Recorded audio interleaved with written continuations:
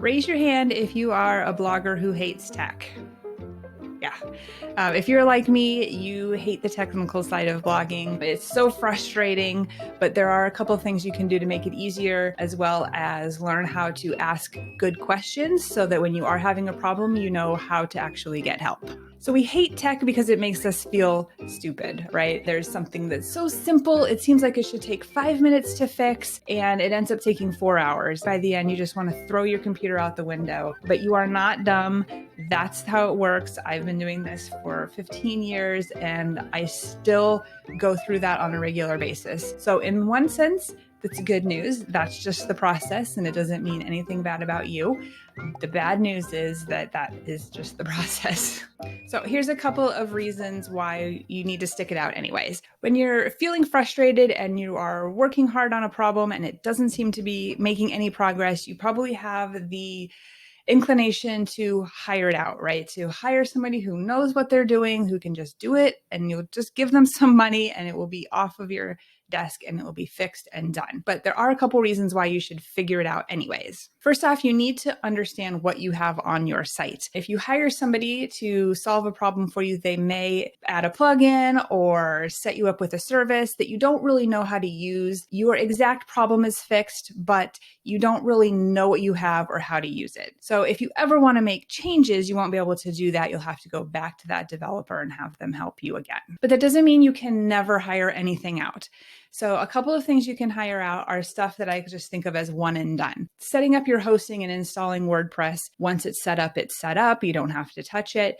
So if that's something that is just like so overwhelming, it's keeping you from getting started, go ahead and hire that stuff out. Another example would be if you are moving from like say Blogger or Wix over to a self-hosted WordPress site. Yes, you could figure out how to do that and do that yourself, absolutely. But once it's done, you're never going to have to fiddle with it again. Another thing you might want to consider hiring out is big projects that are going to delay your progress. For example, website design. Now, if you have a brand new site and you just have the standard theme that comes on WordPress and you want to customize it, you could conceivably spend months learning how to do that. It's going to delay your progress so long that it might be worth hiring somebody to handle that for you so that you can move on and start learning new skills and actually getting your stuff launched. That said, when you do hire that out, you aren't solving the problem really. You're getting it done so that you can move on with your site,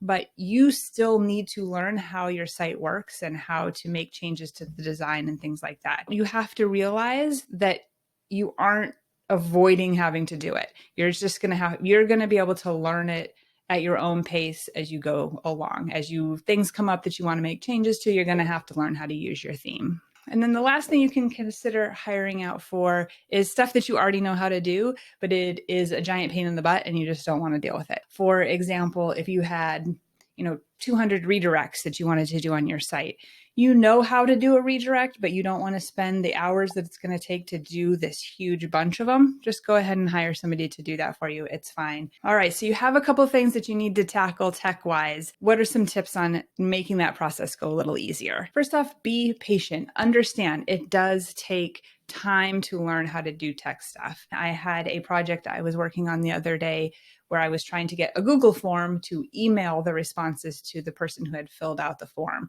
And I could not get this to work. I worked on it for like 3 hours. I was like, all right, I'm done. I came back the next day and it worked on the very first try.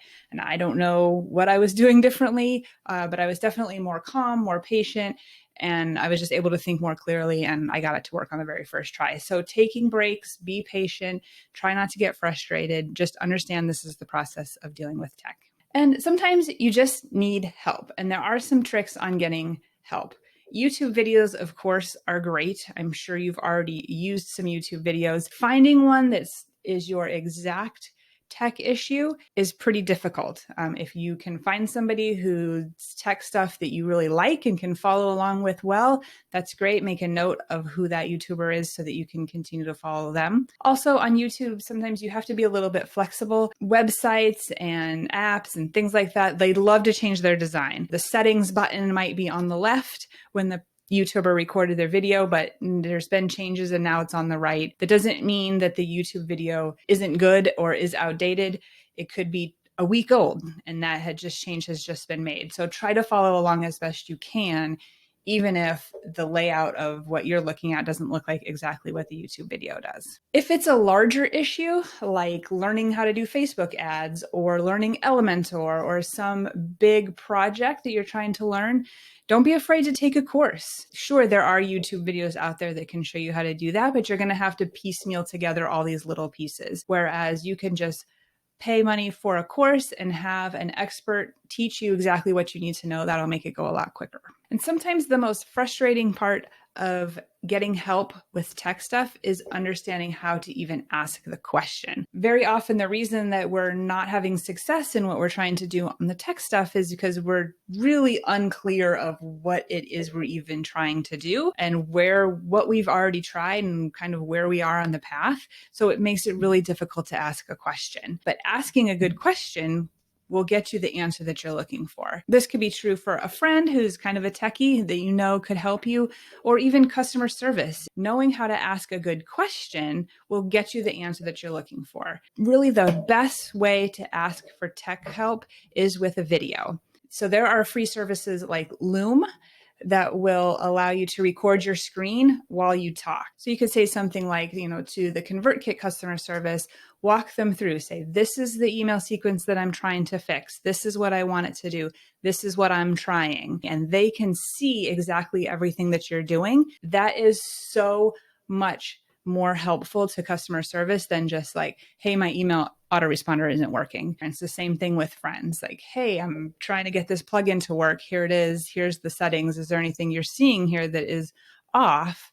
It's so much easier to get help that way than to just try to ask a question in text. All right. Well, I hope that helps. Just to summarize really quick, you're not dumb. Try to work it out anyways. You're only building skills and helping you learn how to do this tech stuff going forward. And if you need help, make a video. That's the easiest way to get tech help. So I hope that helped. If you like this video, please subscribe.